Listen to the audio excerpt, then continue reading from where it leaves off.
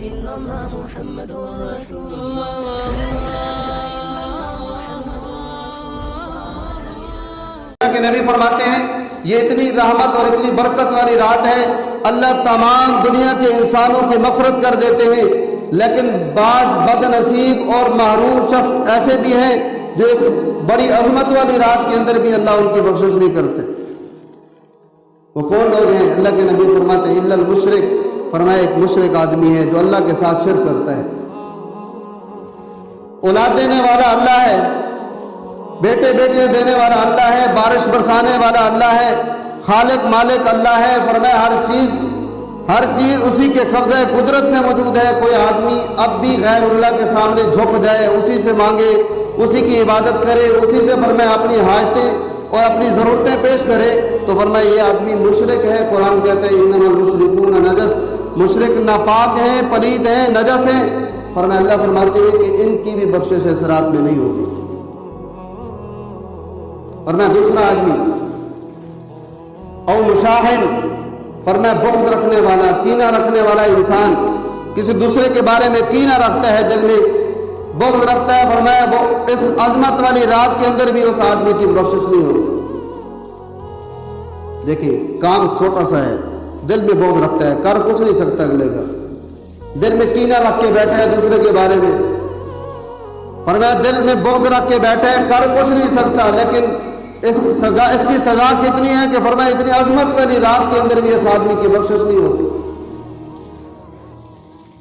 اور تیسرے نمبر پہ حدیث میں آتا ہے، اللہ کے پیارے نبی صلی اللہ علیہ وسلم فرماتے ہیں رشتوں کو قطع کرنے والا، رشتے توڑنے والا، فرمایا اس آدمی کی بھی اس رات بخشش نہیں ہوتی۔ اور حدیث میں آتا ہے اللہ کے پیارے نبی صلی اللہ علیہ وسلم فرماتے ہیں رشتوں کو جوڑا کرو، صلہ رحمی کی تاکید اتنی کی گئی ہے، اللہ کے نبی فرماتے ہیں کہ صلہ رحمی ہمسائے کے ساتھ، وہ رشتہ دار تو دور کی بات ہے، ہمسائے کے بارے میں اس قدر کہا گیا ہے حدیث میں، حضور فرماتے ہیں مجھے شک ہوا کہیں اس کو وراثت میں حصہ دار نہ بنا دیا جائے۔ لیکن آج ہماری حالت بھی سامنے ہے، ہمارا ہمسایہ کس قدر ہم سے خوش ہے، ہم کس قدر اس کو راحت دیتے ہیں، راحت پہنچاتے ہیں، وہ ہمیں پتہ ہے، ہر ایک جانتا ہے۔ تو اللہ کے پیارے نبی فرماتے ہیں اتنی عظمت والی رات کے اندر بھی اللہ تعالیٰ اس آدمی کی بغض رکھنے والے انسان کی فرمایا بخشش نہیں کرتے، اور اسی طرح جو مشرک ہے اس کی بھی بخشش نہیں کرتے، اور جو قطع رحمی کرنے والا ہے، رشتوں کو قطع کرنے والا ہے، فرمایا آپس کے اندر لڑائی جھگڑا کرنے والا ہے، یہ آدمی بھی اس رات اس کی بھی معافی نہیں ہوتی۔ اور چوتھے نمبر پہ اللہ کے نبی فرماتے ہیں جو والدین کا نافرمان ہے، فرمایا اس آدمی کی بھی اس رات بخشش نہیں ہوتی۔ آج تو بڑا عجیب دور ہے کہ جناب ہر آدمی اس کے اندر عجیب سی کیفیت پیدا ہو گئی ہے نافرمانے کی، جب اس کے مزاج کے خلاف کوئی بات ہو، خواہ وہ دین کی ہو یا دنیا کی ہو، فرمایا اس کو برداشت نہیں ہوتی۔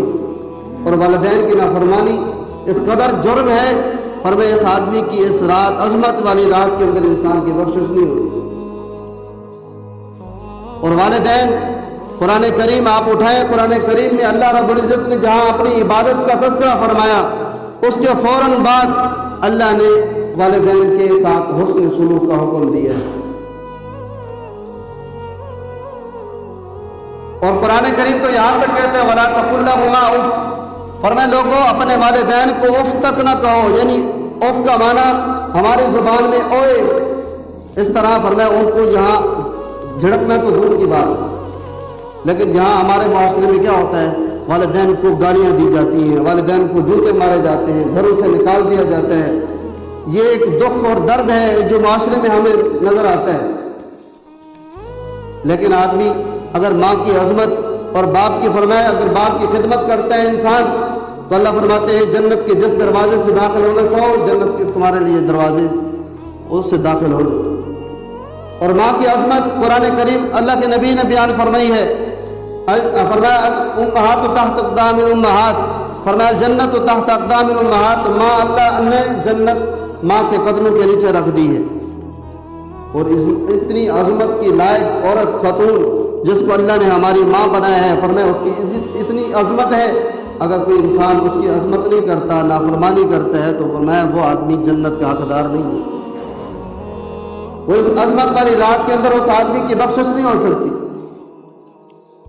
ایک صحابی ہیں، جان نہیں نکل رہی، بڑے پریشان ہیں. اللہ کے نبی کو بلایا گیا. حضور جب آئے تو آپ نے پوچھا اماں زندہ ہے؟ کہا ماں زندہ ہے. فرمایا اس کو بلایا جائے. بوڑھی عورت حضور صلی اللہ علیہ وسلم کے سامنے ہی. فرمایا جی یا رسول اللہ صلی اللہ علیہ وسلم آپ نے بلایا؟ فرمایا ہاں میں نے بلایا ہے. بیٹے سے ناراض ہو؟ کہا ہاں بیٹے سے ناراض ہوں. فرمایا معاف کر دو. کہا معاف نہیں کر سکتی. فرمایا پھر صحابہ نے اللہ کے نبی نے صحابہ کو کہا جاؤ لکڑیاں جمع کر کے ہو. لکڑیاں جمع کر کے لے آئے. آگ جلے گی. وہ بوڑھی عورت ماں دیکھ رہی ہے، پتہ نہیں پیغمبر کیا کرتے ہیں آج. اللہ کے نبی نے حکم دیا کہ پکڑو اس صحابی کو اور اس آگ کے اندر ڈال دو. تو ماں نے دیکھا تو تڑپ گئی. کہا نہیں یا رسول اللہ میں معاف کرتی ہوں. تو معاف کیا. ادھر سے وہ جو موت کی سختی طاری ہو رہی تھی اس صحابی پہ، فرمایا وہ موت کی سختی ختم ہوئی اور روح کا پرواز کر لی. تو ہم رشتوں کو مذاق بنا دیے ہم نے. فرمایا ماں باپ کی عظمت، رشتہ داروں کی جو عظمت، فرمایا وہ ہر ایک اللہ رب العزت نے قرآن کریم میں ہر ایک درجہ بدرجہ اور رسول اللہ صلی اللہ علیہ وسلم نے حدیث میں درجہ بدرجہ بیان کی ہے. فرمایا ماں باپ کی کیا عظمت ہے، اور اسی طرح خالہ، فرمایا اس کی کیا عظمت ہے، اور اسی طرح دوسرے جو رشتہ دار ہیں چاچے مامے، فرمایا جتنے بھی ہیں قرآن کریم نے حدیث مبارکہ میں ہر ایک کی درجہ بدرجہ اللہ کے پیغمبر نے اور ہر ایک کے فرمایا ہر ایک کے درجے بدرجے بیان کیے گئے ہیں. اور ہماری مرضی ہم ان پہ عمل نہ کریں اور عمل نہ کر کے اپنی جنت کو برباد کر دیں اور ہمیں جنت جہنم کے حقدار بن جائے تو ہماری مرضی ہے. لیکن قرآن و حدیث ہمیں پکار کر کہہ رہا ہے کہ آ جاؤ یہ راستہ ہے.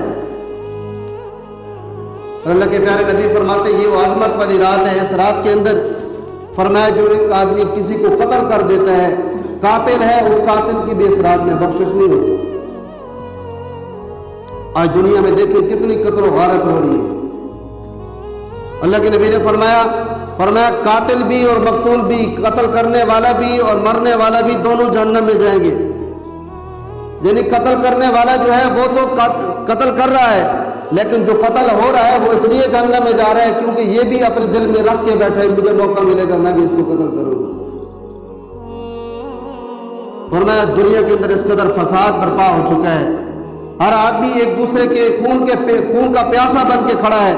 فرمایا ایک آدمی اگر اس طرح کی اپنی قاتل ہے تو فرمایا اس رات میں بیٹھا ہے عبادات کر رہا ہے تو اس کی عبادات کی کوئی اللہ کو اہمیت نہیں ہے. اس آدمی کی بھی اس رات میں مغفرت نہیں ہوتی. اللہ کے پیارے نبی صلی اللہ علیہ وسلم فرماتے ہیں کہ اس رات میں جو اپنی شلوار اپنا پیجامہ فرمایا ٹخنوں سے نیچے رکھتا ہے اس آدمی کی بھی بخشش نہیں ہوتی. اور ہم نے تو اس کو مذاق سمجھایا جی ہر ایک کی مرضی ہے جی جو جیسے کرتا رہے. لیکن یہ اس وقت ہے، میں پہلے بھی یہ بات کہہ چکا ہوں کہ اگر اللہ کے نبی کی باتوں پہ ہمیں اعتماد اور یقین ہوتا تو ہم فوراً اس پہ عمل شروع کر دیتے. ہم یہ چون چراں والی بات ہی نہ کرتے. اللہ کے نبی کی باتوں پہ یقین اور اعتماد جب ہمیں مل جائے گا تو فرمایا ہمارے لیے کام کرنا، اس پہ عمل کرنا آسان ہو جائے گا. تو اس لیے آج ہم کوشش کرتے ہیں اپنے مزاج اپنے نفس کے مطابق اعمال کرنے کی. فرمایا اپنے مزاج اور اپنے نفس کے مطابق جو اعمال کرتے ہیں فرمایا اس کو ثواب تو ملتا ہے لیکن روحانیت نصیب نہیں ہوتی. مزہ جو آتا ہے اس کو مزہ نہیں ملتا.